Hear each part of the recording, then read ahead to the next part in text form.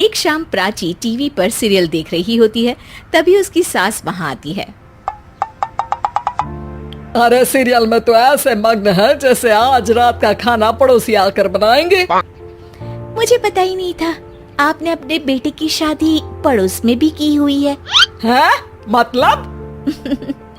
मतलब इस घर में सारा काम बहू ही करती है, आप तो सिर्फ खर्राटे मारती हैं। अच्छा जी, फिलहाल तो तुम आराम फरमा रही हो, चलो जाओ, ये मेरे टीवी देखने का समय है। आहा, इसीलिए मुझे भगाया जा रहा है। सॉरी, अब तो बिल्कुल नहीं जाऊंगी। श्लोक भी काम से घर वापस आ जाता है। आज मेरी चूहे बिल्ली की जोड़ी किस बात पर झगड़ रही है? अरे तेरे बीवी मुझे टीवी नहीं देखने दे रही। अरे तुम्हारी मम्मी मुझे खाना बनाने के लिए फोर्स कर रही है। अरे वाह, ऐसे बेतुके रीजन पर तो बच्चे भी झगड़ा नहीं करते। अरे मुझे कुछ मत बोल, सब इसने ही शुरू किया है। हाँ हाँ, जैसे आप तो बहुत दूध की धूली है ना। अरे बस दोनों चुप। प्राची जाओ, खाने की तैयारी करो। और माँ तो छोड़ो, तुम्हें क्या बोलूं, शांति से अपना सीरियल देखो। मुझे दोबारा लड़ने की आवाज सुनाई नहीं देनी चाहिए। हाँ हाँ, सासू जी को तो कुछ बोलेंगे ही नहीं, बस मुझ पर ही हुक्म चलता है, खाना बनाओ, जैसे मैं इनके घर में खाना बनाने के लिए आई हूँ। इसी तरह शाम बीतती है और रात को श्लोक और प्राची की सास खाना खाकर सोने चले जाते हैं। लेकिन प्राची गुस्से में कुछ खाए बिना काम में ही लगी रहती है। इस घर में किसी को घंटा फिक्र नहीं पड़ता, मैं खाऊं या भूखी रहूं। प्राची कुछ देर के लिए रसोई से बाहर जाती है और जैसे ही वापस आती है तो वहाँ दूध का भरा ग्लास देखकर हैरान रह जाती है।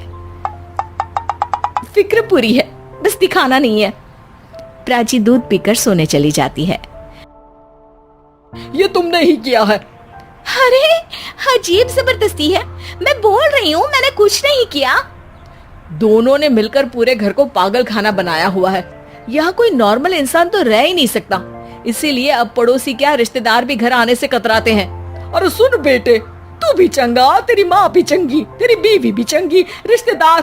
हाँ जी, आपको नहीं पता क्या, गंगाधर ही शक्तिमान है, रिश्तेदार ही। हाँ हाँ, बस समझ गया। कभी जानवरों जैसे लड़ेंगी तो कभी जुगलबंदी करेंगी। भाई मैं आप दोनों के बीच में नहीं फंसना चाहता। सास बहू की इस मनमौजी जोड़ी से परेशान होकर श्लोक अपना सिर खुजलाता वहाँ से चला जाता है। चलो अब मैं भी कीर्तन में जा रही हूँ। इस पर जैसे ही सास कमरे में अपना पर्स लेने जाती है तो वहाँ नाश्ते की प्लेट रखी देख मुस्कुराने लगती है और नाश्ता करके घर से बाहर निकलते हुए कुछ पैसे टेबल पर रख जाती है। जिसके कुछ देर बाद सिलेंडर वाला घर आता है। ओ मोरी मैया, मैं सिलेंडर के बारे में तो बिल्कुल भूल ही गई थी। घर खर्च के सारे पैसे भी मम्मी के पास है और श्लोक से बोला तो उल्टा 4 बात सुनाएंगे। प्राची ये सोच ही रही होती है कि अचानक उसका चेहरा चमक उठता है और वो घर में आकर इधर उधर देखने लगती है। तभी उसकी नजर टेबल पर रखे पैसों पर पड़ती है जिन्हें वो सिलेंडर वाले को दे देती है। ये सब श्लोक देख लेता है। अच्छा बेटे, इतना बड़ा घोटाला, सबके सामने मैं तेरी दुश्मन और पीठ पीछे तेरी मेरी यारी। इस पर श्लोक एक प्लान बनाता है। माँ, तुम दोनों की बहुत लड़ाई होती है, इसलिए मैं सोच रहा हूँ कि प्राची को उसके घर छोड़ाऊं, इससे वो भी खुश रहेगी और तुम भी। अचानक श्लोक की ये बात सुनकर सास बहू शौक से उसकी तरफ देखती हैं। अरे ऐसे कैसे घर छोड़ाओगे, मुझे कहीं नहीं जाना। अरे तुमने बोला नहीं पर मैंने सुन लिया, तुम्हें मम्मी के साथ रहना अच्छा नहीं लगता, मुझे पता है। अरे वो अरे, जब बहू खुद कुछ काम बोले तो वो तुझे सुनता नहीं, और अब जो इसने बोला ही नहीं वो तू समझ गया। जब उसे नहीं जाना तो फिर जबरदस्ती क्यों कर रहा है? अच्छा, फिर आपको मौसी के घर छोड़ाता हूँ। बस अब आप दोनों एक घर में एक छत के नीचे नहीं रह सकती। मैं इस टॉम एंड जेरी की जोड़ी को और नहीं झेल सकता। है? ऐसे कैसे नहीं रह सकते? तुम्हें इतनी दिक्कत है तो तुम्हारा बोरिया बिस्तर पैक कर देती हूँ, लेकिन मम्मी जी कहीं नहीं जाएंगी। बिल्कुल यही सुनना था मुझे। अगर दोनों में इतना ही प्यार है फिर हर वक्त ये लड़ाई का नाटक क्यों करती हो?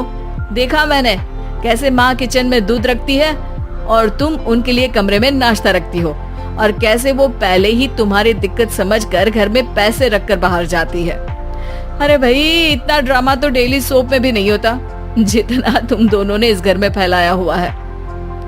तू हमें टॉम एंड जेरी बोलता है ना, तो याद कर वो दोनों भी एक दूसरे को बाहर वालों की बुरी नजर से बचाने के लिए हमेशा सबके सामने लड़ते थे, लेकिन अकेले में दिक्कत के समय मदद भी तो करते थे। बस हमारा रिश्ता भी कुछ ऐसा ही है। और वैसे भी अगर सास बहू में तू मैं नहीं होती तो दुनिया वालों को कहानियां कैसे मिलेंगी?